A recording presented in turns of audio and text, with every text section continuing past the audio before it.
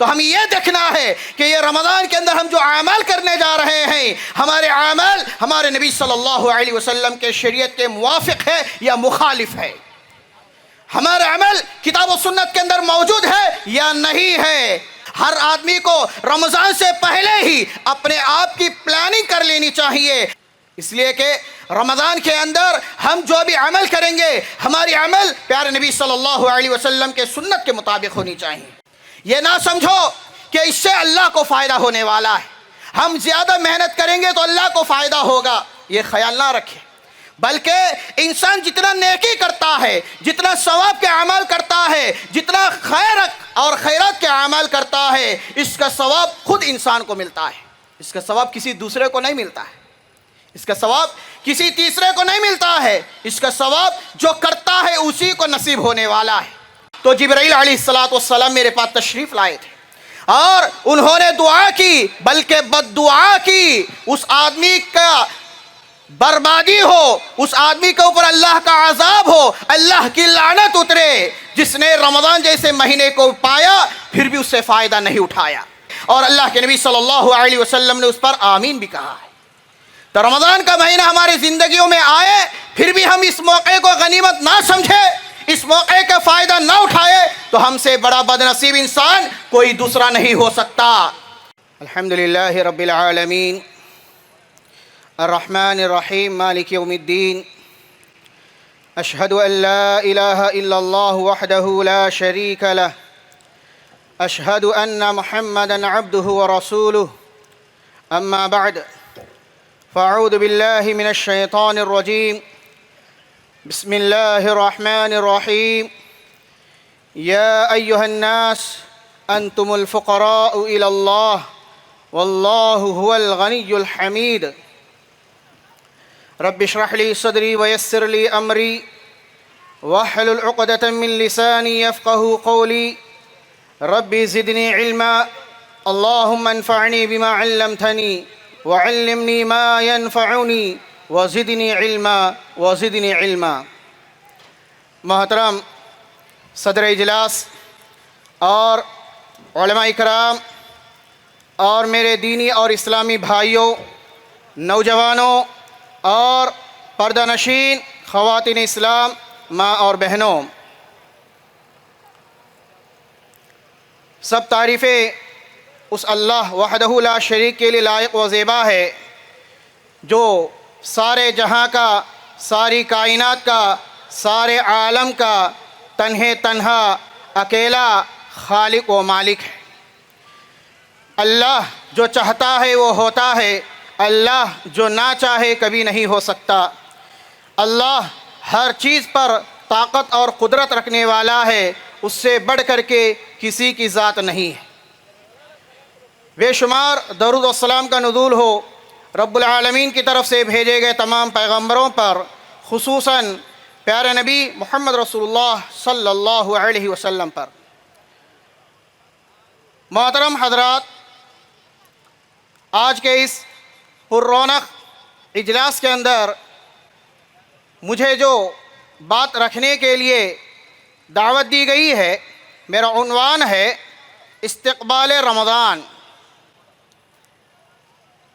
میرے بھائیوں، بزرگوں، دوستوں، یقیناً ابھی چند ایام میں رمضان کی آمد ہے، ہمارے سامنے ایک عظیم مہینے کا نزول ہونے والا ہے، ایک بڑا ہی بابرکت والا مہینہ، ایک بہت ہی بڑی شان والا مہینہ آنے والا ہے۔ اس مناسبت سے ہر ایمان والے کو، ہر مسلمان کو، ہر آدمی کو اس کا استقبال کرنی چاہیے، اس کی تیاری کرنی چاہیے۔ اسلاف کا طریقہ یہ ہے، بتایا جاتا ہے کہ اسلاف رمضان المبارک کے مہینے آنے سے 6 مہینے پہلے سے ہی اس کی تیاریوں میں مشغول رہتے تھے اور اس کے لیے اپنے آپ کو تیار رکھتے تھے، یہاں تک کہ جب رمضان کا مہینہ گزر جاتا تو گزر جانے کے بعد پھر 5-6 مہینے جو ہے رمضان کے اندر کیے گئے اعمال پر اللہ تعالیٰ سے دعائیں کرتے تھے کہ اے اللہ ہمارے رمضان کے اندر کیے گئے اعمال کو قبولیت نصیب فرما۔ میرے بھائیو دوستو، اسلاف کا یہ طریقہ تھا۔ اسلاف رمضان کا استقبال اس طریقے سے کرتے تھے۔ اللہ کے نبی صلی اللہ علیہ وسلم کا بھی یہی عمل ہے کہ جب رمضان آنے لگتا ہے تو اللہ کے نبی صلی اللہ علیہ وسلم صحابہ کے سامنے حکم دیتے تھے کہ رمضان کی تیاریاں شروع کرے، خود کو تیار رکھے، خود کو اس کے لیے لائق بنانے کی کوشش کرے۔ رمضان کا استقبال، رمضان کی تیاری یہ ہر ایمان والے کے اوپر ضروری ہے۔ میرے بھائیو، بزرگو، دوستو، اس مناسبت سے استقبال رمضان کے سلسلے میں میں تمہارے سامنے بس 4 باتیں پیش کرنا چاہتا ہوں۔ سب سے پہلی بات یہ ہے کہ رمضان ایک موقع ہے، اللہ تعالیٰ کی طرف سے ایک سہولت ہے۔ اللہ تعالیٰ نے ہمیں یہ موقع عنایت فرمانے والا ہے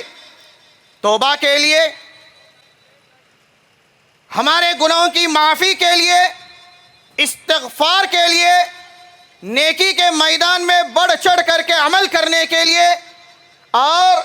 برائی سے اپنے آپ کو بچانے کے لیے ایک بہترین موقع ہے۔ ہر آدمی کو چاہیے کہ اس موقع سے غنیمت حاصل کرے،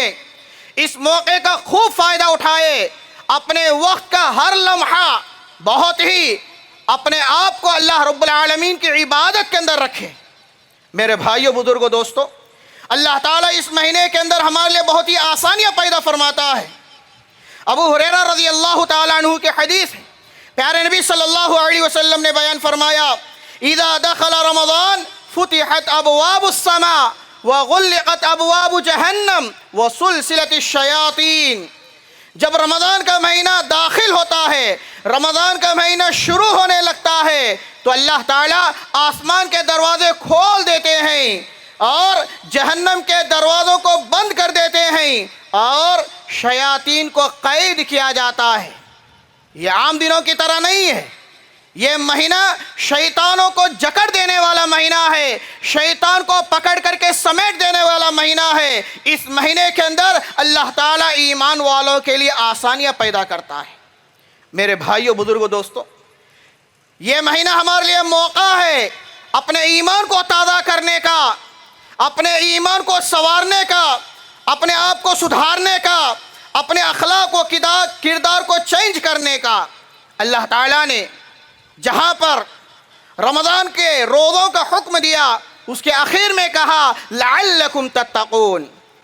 رمضان یہ چاہتا یہ ہے کہ تم اس کے اندر تقوی اختیار کرو۔ رمضان کا مقصد یہی ہے کہ انسان تقوی اختیار کرے، تقوی والا بن جائے۔ یہ تقوی حاصل کرنے کا مہینہ ہے۔ اسی لیے میرے بھائیو، بزرگو، دوستو، اس مہینے کے مقصد کو پہچانے، اس مہینے کی اہمیت کو پہچانے، اس مہینے کی خوب تیاری کریے۔ میرے بھائیو، دوستو، ہر بیپار کرنے والا ایک سیزن کا خیال کرتا ہے کہ اسے معلوم ہے کون سے سیزن کے اندر اس کا بیپار اچھے سے چلتا ہے۔ اسی لیے ہر ایمان والے کو بھی چاہیے کہ رمضان کا مہینہ ایک سیزن ہے، اس کی خوب اہمیت کو پہچانے، اس مہینے کے اندر خوب محنت کرے، خوب کوشش کرے اور اس مہینے کے ایک لمحے کو بھی ضائع ہونے نہ دے۔ میرے بھائیو، بزرگو، دوستو، اس مہینے کا آنے کے بعد بھی اگر ہم نے اس کا فائدہ نہیں اٹھایا تو ہم بڑے بد نصیب ہو جائیں گے۔ پیارے نبی صلی اللہ علیہ وسلم نے بیان فرمایا، رغم عنف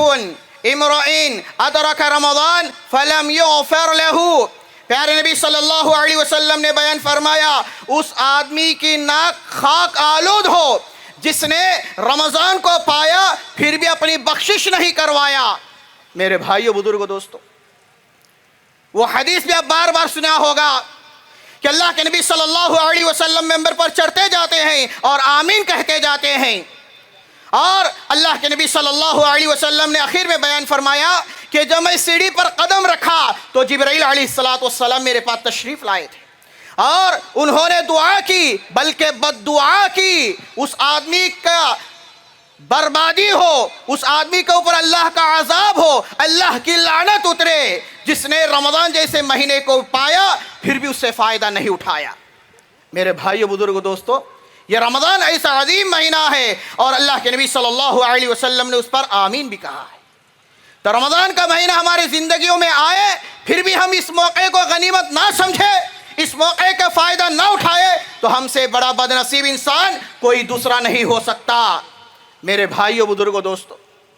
جب رمضان آنے لگتا ہے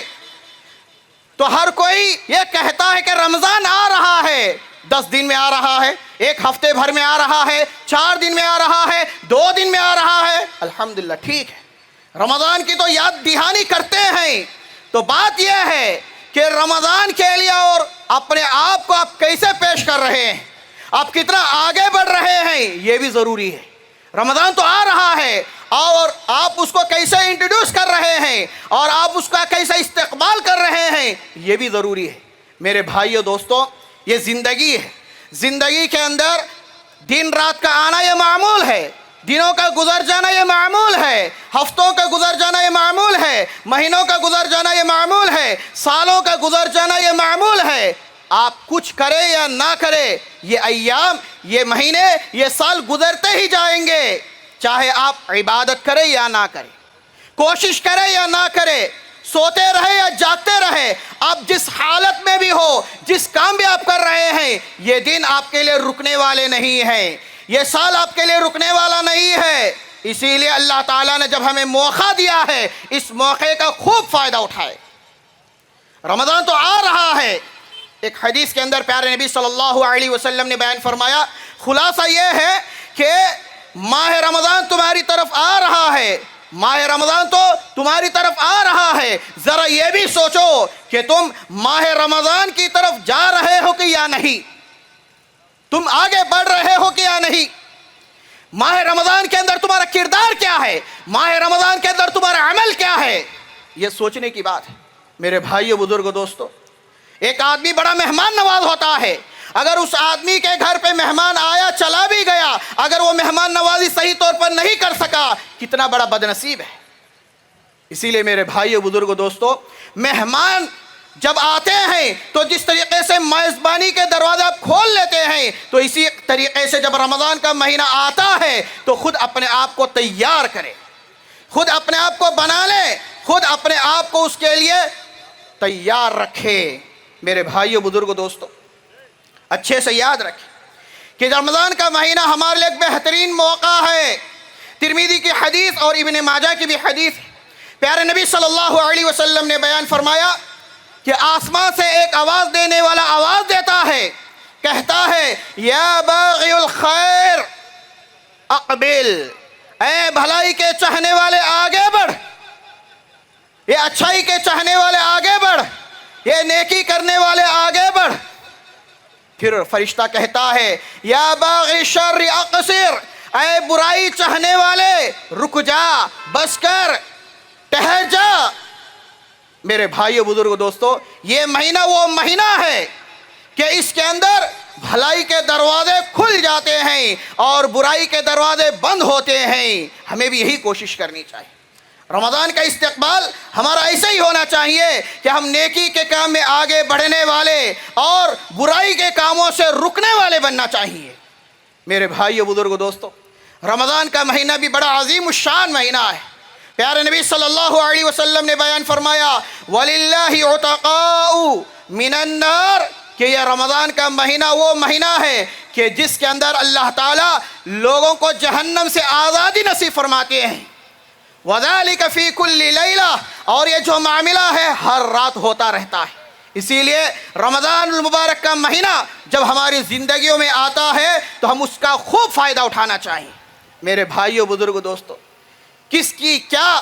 حالت ہے کسی کو پتہ نہیں، کس کی ٹکٹ کب کٹنے والی ہے کسی کو پتہ نہیں، کس کی وکٹ کب گرنے والی ہے کسی کو اندازہ نہیں، کس کا دم کب رکنے والا ہے، کس کی سانس کب بند ہونے والی ہے، کسی کو معلوم نہیں ہے۔ اللہ تعالیٰ نے جب سانس رکھا ہے، اللہ تعالیٰ نے جب موقع رکھا ہے، اس کا خوب فائدہ اٹھائے۔ رمضان کے لیے خود کو اچھے سے تیار رکھے۔ میرے بھائیو بزرگو دوستو، ہم جو نیکیاں کرتے ہیں، جو اچھے کام کرتے ہیں، جو ثواب کے اعمال کرتے رہتے ہیں، تو یہ نہ سمجھو کہ یہ ہم اللہ کے لیے کر رہے ہیں۔ یہ نہ سمجھو کہ اس سے اللہ کو فائدہ ہونے والا ہے، ہم زیادہ محنت کریں گے تو اللہ کو فائدہ ہوگا، یہ خیال نہ رکھیں، بلکہ انسان جتنا نیکی کرتا ہے، جتنا ثواب کے اعمال کرتا ہے، جتنا خیر اور خیرات کے اعمال کرتا ہے، اس کا ثواب خود انسان کو ملتا ہے، اس کا ثواب کسی دوسرے کو نہیں ملتا ہے، اس کا ثواب کسی تیسرے کو نہیں ملتا ہے، اس کا ثواب جو کرتا ہے اسی کو نصیب ہونے والا ہے۔ میرے بھائیو، بزرگو، دوستو، ایک حدیث قدسی ہے، پیارے نبی صلی اللہ علیہ وسلم نے بیان فرمایا، اللہ تعالیٰ بیان فرماتے ہیں کہ اے میرے بندو، تم میں کا جو سب سے پہلا انسان اور جو آخر انسان، تم میں کا جو انس ہے، تمہارے میں کا جو جن ہے،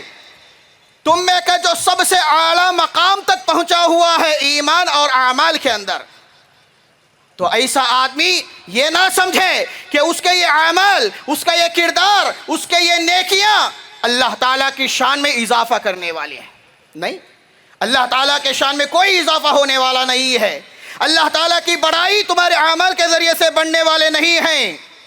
اور اسی طریقے سے پیارے نبی صلی اللہ علیہ وسلم نے یہ بھی کہا، اللہ تعالیٰ فرماتا ہے کہ تم میں کا ہر پہلا انسان اور ہر آخر انسان، چاہے وہ جنوں میں سے ہو چاہے وہ انسانوں میں سے ہو، اگر وہ دنیا کے اندر سب سے زیادہ بدکاری کرے، گناہ کرے، نافرمانی کرے، فسق و فجور کے اعمال کرے، یہ نہ سوچے کہ اس کے ذریعے سے اللہ تعالیٰ کی شان کے اندر کوئی کمی ہوگی، نہیں، اس کے ذریعے سے اللہ تعالیٰ کی شان میں کوئی کمی نہیں ہوگی۔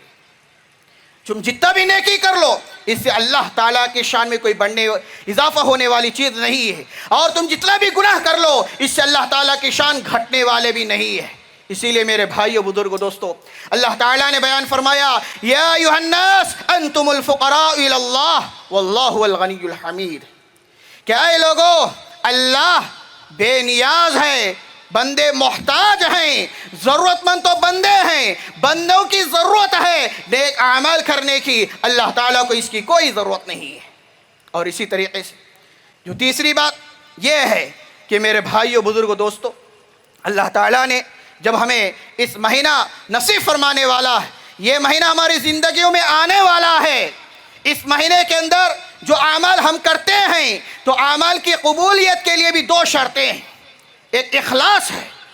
اخلاص کے بغیر کوئی عمل قابل قبول نہیں ہے، ہمارے اندر اخلاص تو بہت ہوتا ہے، اور جو دوسری شرط ہے کہ انسان کا عمل پیارے نبی صلی اللہ علیہ وسلم کی شریعت کے مطابق ہونی چاہیے۔ تو ہمیں یہ دیکھنا ہے کہ یہ رمضان کے اندر ہم جو اعمال کرنے جا رہے ہیں، ہمارے اعمال ہمارے نبی صلی اللہ علیہ وسلم کے شریعت کے موافق ہے یا مخالف ہے، ہمارا عمل کتاب و سنت کے اندر موجود ہے یا نہیں ہے۔ میرے بھائیو، بزرگو، دوستو، ہر آدمی کو رمضان سے پہلے ہی اپنے آپ کی پلاننگ کر لینی چاہیے، اپنے اعمال کے جو کرنے والے ہیں اس کی تیاری خود ابھی سے پلاننگ بنا لینی چاہیے، اس لیے کہ رمضان کے اندر ہم جو بھی عمل کریں گے، ہماری عمل پیارے نبی صلی اللہ علیہ وسلم کے سنت کے مطابق ہونی چاہیے۔ اور میرے آخر میں ایک بات یہ ہے میرے بھائیو، بزرگو، دوستو، کہ اللہ تعالیٰ ہمیں جو موقع دیا ہے اسے بیکار، فحش اور خالی جگہوں پہ نہ گزاریں، اس لیے کہ دو ایسی چیزیں ہیں جو امت اکثر جو ہے ان کی ناقدری کرتے ہیں۔ صحیح بخاری کی حدیث ہے، پیارے نبی صلی اللہ علیہ وسلم نے بیان فرمایا، نعمتان مغبون فیہما کثیر من الناس الصحۃ والفراغ، کہ میری امت کے اندر دو نعمتیں ایسی ہیں کہ اکثر میری امت کے لوگ ان کی ناقدری کرتے ہیں، ایک صحت ہے، آروگیم ہے، دوسرا آ کر کے وقت ہے، ٹائم ہے، اس کی بڑی بے قدری کرتے ہیں، اس کی کوئی اہمیت کو نہیں کرتے۔ اسی لیے میرے بھائیو، بزرگو، دوستو، اللہ تعالیٰ نے جو موقع، جو وقت ہمیں دیا ہے اس کو غنیمت سمجھے اور اس موقع کا بھرپور فائدہ اٹھانے کی کوشش کریں۔ اور آخر میں ایک بات جو بتا کر کے میں اپنی بات کو ختم کروں گا، وہ یہ ہے کہ رمضان کی توفیق کے لیے ہمیں اللہ تعالیٰ سے دعا مانگنی چاہیے کہ اللہ ہمارے زندگیوں کے اندر رمضان کا مہینہ نصیب فرما۔ اس طریقے کی دعاؤں کے ذریعے سے ہم اللہ تعالیٰ سے توفیق مانگنا چاہیے، اس لیے کہ اللہ تعالیٰ کی توفیق کے بغیر ہمارا کچھ نہیں ہے، جو بھی ہے وہ اللہ تعالیٰ کی توفیق سے ہے۔ اللہ تعالیٰ کی توفیق کی طلب بھی ضروری ہے، اسی لیے ہم اللہ تعالیٰ سے توفیقی دعائیں بھی کرنی چاہیے۔ آخر میں اللہ تعالیٰ سے دعا ہے کہ اللہ تعالیٰ جتنے بھی باتیں میں تمہارے سامنے پیش کیا ہوں، اللہ تعالیٰ ان تمام باتوں پر سب سے پہلے مجھے، میرے بعد ہم سب کو جو ہے ان باتوں پر عمل پیرا ہونے کی توفیق نصیب فرمائے۔ استقبال رمضان کی اللہ تعالیٰ ہم سب کو خوب تیاری کرنے کی توفیق نصیب فرمائے۔ اللہ تعالیٰ ہمارے ماہ رمضان کے اندر کیے جانے والے اعمال کو قبولیت نصیب فرمائے، آمین یا رب العالمین۔ السلام علیکم ورحمۃ اللہ وبرکاتہ۔